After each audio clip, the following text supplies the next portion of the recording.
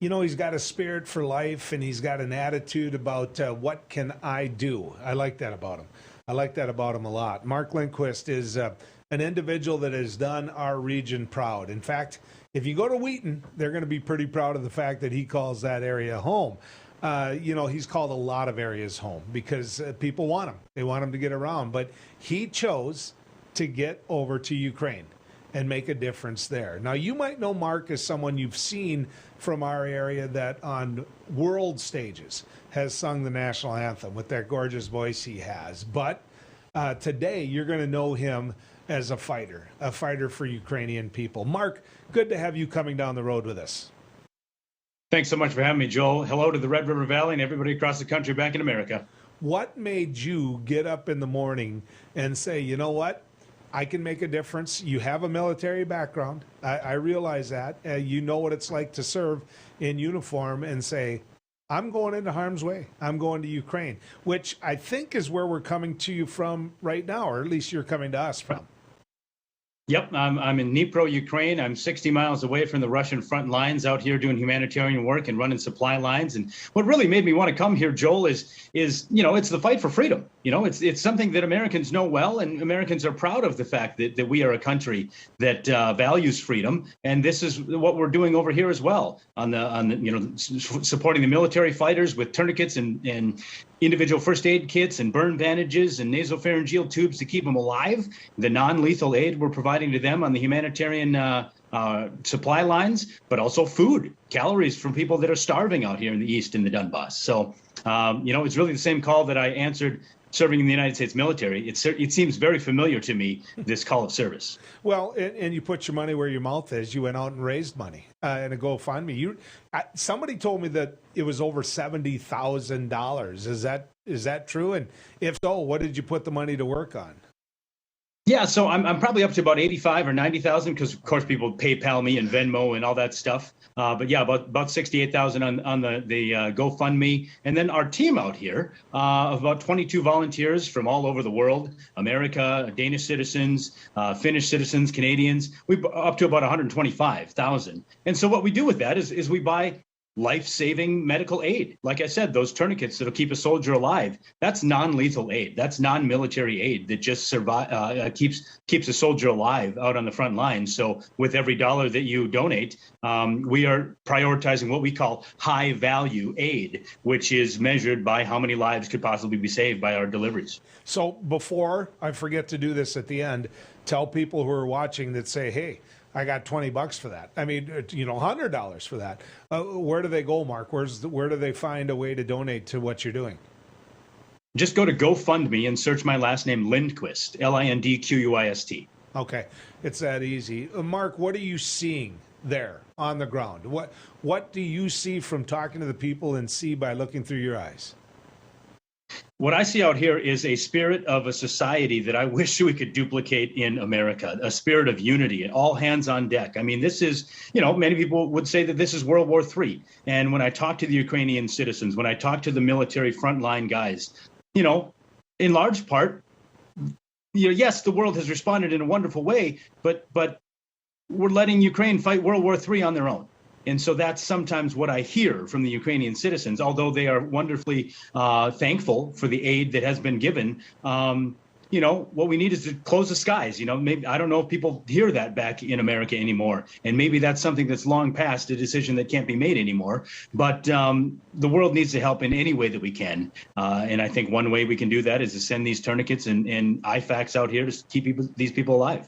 See, you say, I don't know if it's too late. The one thing that the Biden administration and actually both sides of the aisle at the level of Congress have said is they don't want to get into, the airspace because they feel that will be a lead into our involvement in war. You said that Ukraine is fighting World War III on its own.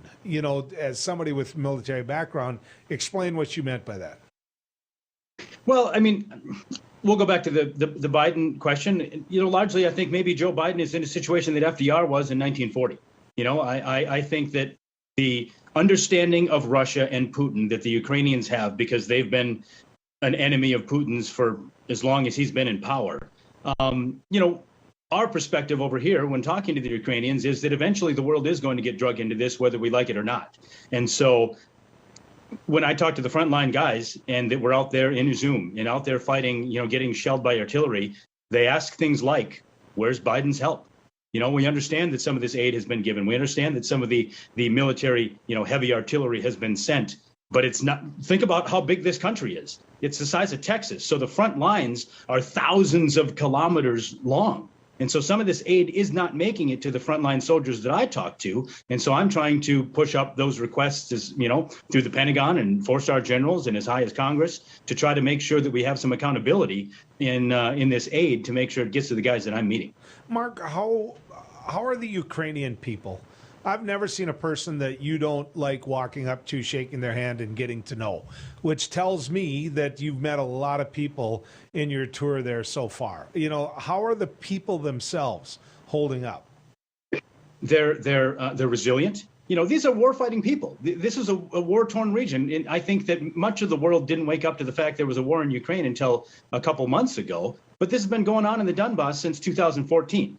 And this is a country that has always, had war fighters in their midst. And so they're proud. I think they exhibit what we would consider the best of America, right? If it was the American spirit we were trying to duplicate, it's unity, it's pride in freedom, and it's an all hands on deck effort over here. Also, I would say that when I meet them, they're proud to see an American, right? Because that means something. That means, American troops can't walk across the border. I talked to the 82nd Airborne parked in Poland, and they're chomping at the bit to come over here, but they can't. An American veteran can. And so when I show up and say, here's a gift from America, a box full of supplies, the thanks that I get takes about 20 minutes. They're just so thankful that somebody from the other side of the world cared about them. And for many of these Ukrainians as far east as the Donbass, I'm the only American they've ever met and maybe will ever meet. So it's important. So, Mark, have you ever felt as though during your efforts here that you were in harm's way, that you were too close to the front? We hear artillery shells when we go deliver these frontline supplies. We hear the air raid sirens on a daily basis, and that wakes us up at night. And so obviously it's a war zone, and there is a certain threat level that exists over here that doesn't exist back in the United States. But I'm an American military veteran, and us, the veterans that we have on our team, we have a risk tolerance, and we also have the ability to plan missions in a safe way. And so I've never felt like it was too dangerous for me. And certainly, keeping my promise to Mom, I will ensure that I'm as safe as possible over here. Never get the wrath of Mom. It just isn't worth it. Yeah, right. I get that. Or tell her about it later. Yeah. Don't tell her you're on TV. She's going to watch it, and it'll just remind her. Want to talk a little bit about, the refugees or the people moving that are just trying to get away. Have you seen a lot of that, or most of the people that I just described are already out of Ukraine, and the people that you're helping out are people that have made their mind up they're going to stay, period? So largely, once I got here on 1 April, most of the people that wanted to get out were out, right? Because they could get on buses and trains, and the local governors and mayors had arranged for such things, or they just got on their own personal vehicles. Right now, we're seeing for the first time, I get border updates from our partners over there on the Polish border.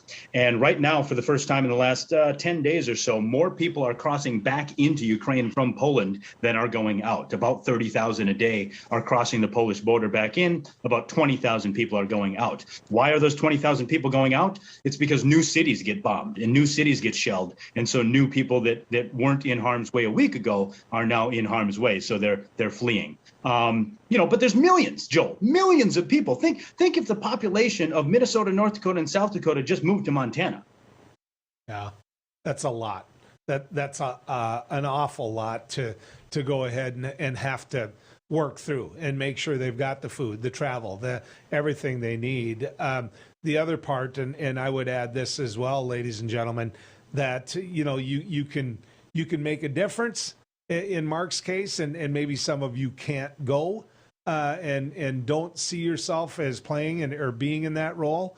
But the one thing I would add is, the money that you would send to Mark is money that would be a good investment. It's money that he and the people he surrounds himself with would do a great job with. It doesn't surprise me that we lost Mark. He is in Ukraine, which makes me awful happy that we even had that opportunity to visit with him.